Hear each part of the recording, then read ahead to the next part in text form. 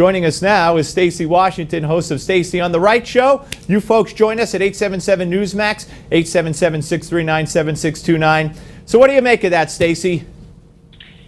Wow, that was a really interesting interview. I really, as a woman, I absolutely support women when they want to bring charges against someone who's assaulted them. I think you should always defend yourself. You should rigorously stand up for your rights. But I also understand that when we're talking about reporting, reporters have endured, female reporters have endured much worse scrums, as they call them, than the one that we saw Michelle Fields engaged in. And was she pulled back? Looks like she was. Was it Corey Lewandowski? Looks like it was. But it wouldn't have been a story if she hadn't pursued the original conversation with the reporter who went forward with the news that she'd been yanked to the ground, which the videotape showed that's not what happened. So while I absolutely think her book is probably fantastic and I can't wait to read it, and I support women, I think we have to be tougher than this. So this diminishes attention away from women who've had legitimate claims of actual abuse.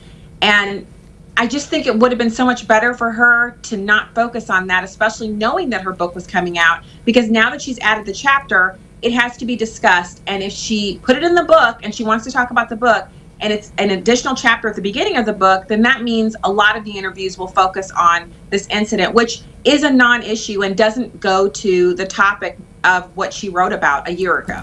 Right, and I just found it strange that she didn't want to see him lose his income, but if he went to trial on this, and he could have been put in jail for X amount of time. Let's go to the phones real quick, and then we'll have a whole nother segment for the phones with Stacy.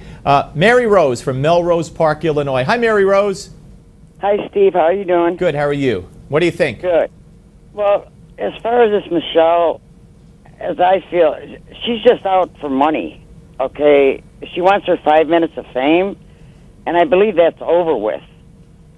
And as far as with Corey, to me, she made too much of it. And the media, 24 hours a day, that's all they do is dump on Trump. I don't think Donald Trump has anything to worry about.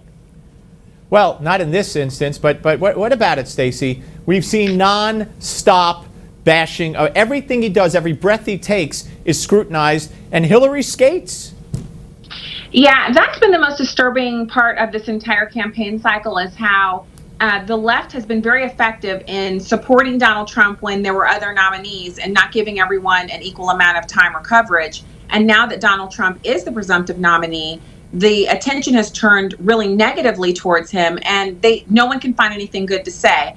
And that's to be expected from the left, but to see it coming from the right it's disconcerting. We were told to support Mitt Romney, John McCain, and we didn't do this with them. And I don't see why we can't rally behind Donald Trump. Absolutely. All right, more of your calls with Stacy, 877 Newsmax.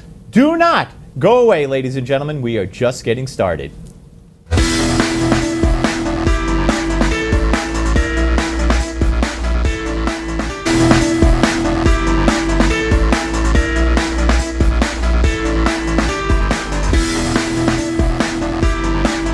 All right, folks, we are back live with Stacy Washington, host of Stacy on the Right Show. And your phone calls at 877 Newsmax, 877-639-7629. Stacy, you know, I watch all day. You know, we had a guy who came all the way from, I think, Canada or England. And then he was in California. He drove to Vegas. He tried to steal a cop's gun at a Trump rally, then told the cop he wanted to kill Trump.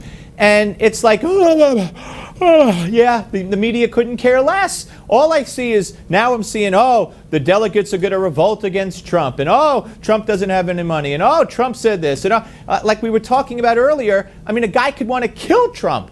And that's not even news. Well, I think it's interesting that we're seeing all of this dissension on the right.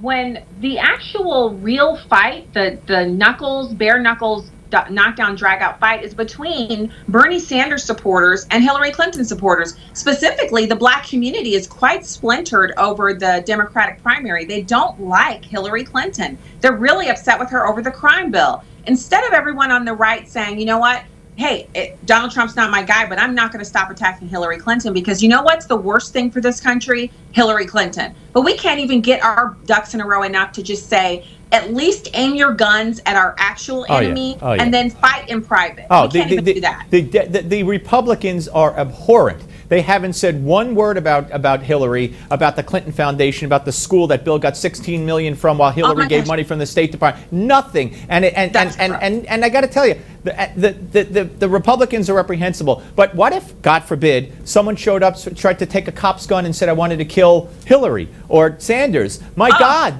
we'd know everything about that guy, right? We would. And it would be nonstop 24-hour coverage. Now, we don't have a lot of media, but what we do have is enormous, and we have really loyal following on our media on the right, as targeted as it is. So why not talk about Hillary Clinton and laureate education and all of that? Why not? Yep, absolutely. All right, let's get back to the phones. We go to Susan from Atlanta. Hello, Susan. Hi. How are you tonight? Good. Great. Look, I'm calling about a couple of things. First of all, we spent along the lines that Stacy's talking about, and you were talking about killing off Hillary and all the news attention it would have gotten. Well, not killing off Hillary, but if somebody told a cop they wanted to kill Hillary, that's what I'm saying. But go ahead. I want to be clear in my words. Yeah, go ahead.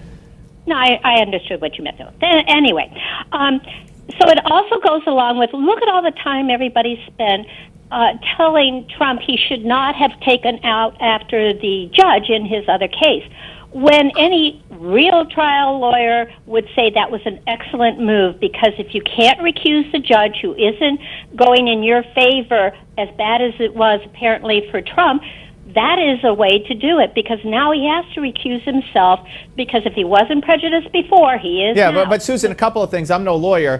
His own lawyer, Trump's own lawyer, never asked the judge to recuse himself, as far as I know, and the judge isn't going to recuse himself, number two. But most importantly is he didn't go back. If he had said, hey, this judge gave this case to a law firm that gave money to Bill and Hillary, that would have been a story. But to say he's Mexican, that's not expressing it right. And Stacy, that's what I fear going forward. Hillary is so vulnerable for almost any candidate, but Trump isn't hitting the mark.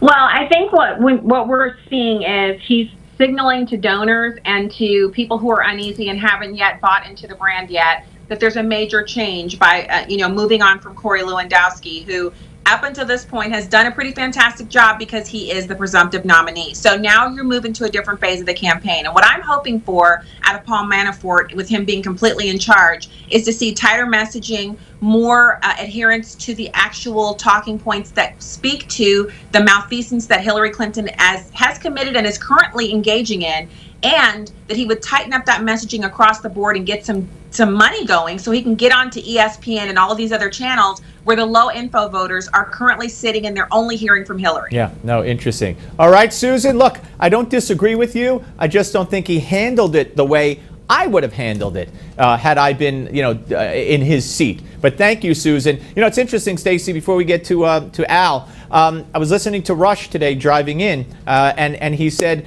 it was while Hillary was speaking, and Trump was tweeting about the economy. And he said, Trump's putting out some pretty good tweets. He said, but if I was sitting next to him, they'd be a hell of a lot better. And I say that almost every night. I'm a big Trump guy, have been from day one. But if I was responding for him, if I was speaking for him or telling him what to write or say, it would be a heck of a lot better. I do think he needs some social media consultancy. And I'm not... Look, I wasn't a Trump girl in the beginning. I told you right here on your show, I was supporting and did vote for Ted Cruz. And I understand that the campaign that Trump is running is very unconventional. But at this stage of the game, he needs more fundraising and he needs tighter messaging. And that's across the board, whether he's tweeting while she's talking, because he should be addressing everything she's saying. People love that the most. Out of everything I do on my Twitter feed, that's my number one thing, is when I respond directly to people who are speaking in speeches or in debates. And that's what Trump should be speaking to, what she's saying. Yep, absolutely. All right, Al from Lubbock, Texas. Hello, Al.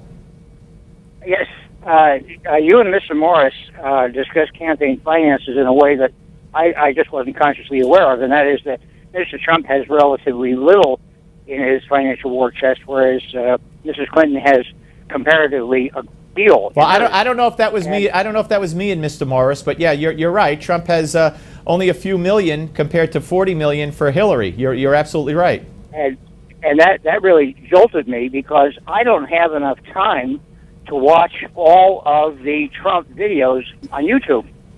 They're all over the place. And so I wanted to ask, he's a very shrewd guy. Not that that's not necessarily a compliment, but he's very shrewd. And I was wondering if, as media people, you have an opinion on whether or not the Internet and personal electronics are in the process of impacting campaign finances, just as they have already greatly impacted print and broadcast media.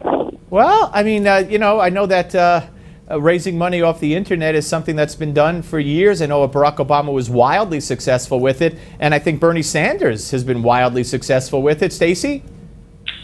Yeah, I mean, you can look at Bernie Sanders' campaign for a look into the future at what campaigns will look like.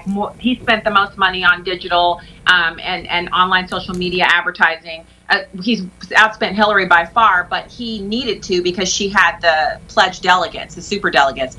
On the Trump side, look, I think it's actually a benefit to see him running a campaign of this size and magnitude with such little resources. It means he's tight on the budget. He watches the bottom line. We're looking for someone who doesn't spend money like water, so it's okay for him not to have $40 million that he's just got sitting around to blow on an air war that doesn't really move the needle. On the other hand, I would love to see Paul Ryan shut up about how he can't stand this and he'll sue Trump about that, and get behind closed doors and start shaking hands and getting those checks, because that's Paul Ryan's job. It's the job of all of the GOP who are in elected office to raise money for the nominee. You're absolutely right. A lot of us held our noses with Romney and McCain because we knew the alternative was disaster. And I am so angry at Paul Ryan and the rest of them who will not do what they're supposed to be doing by now. It makes me sick. I just hope he wins in spite of them. All right, let's go to Mike, who is in Fresno, California. Hey, Mike, you're next. Thanks for calling. Hey, thank you. I'm enjoying your program. Thank you, sir. Just a quick comment. Yeah, that liberal reporter that got in the face of wrote her own book. Michelle how Fields. Yeah, Michelle Fields. Go ahead. Yeah. How convenient that she doesn't want publicity. The book came out right on time, and I think the Clinton administration is in trouble because they're getting noisy. They're attacking Trump on a personal basis rather than saying, "Hey, let's get together about the issues here." And in spite of all the insults against Trump, the polls say he's 5 percentage points behind. I think we're in good shape, and there's a couple of books coming out on the Clintons, by the way. Yes, there are. Yeah, for the Secret Service. And thank you very much, Mike. You have a great connection. You sound like you're right next door.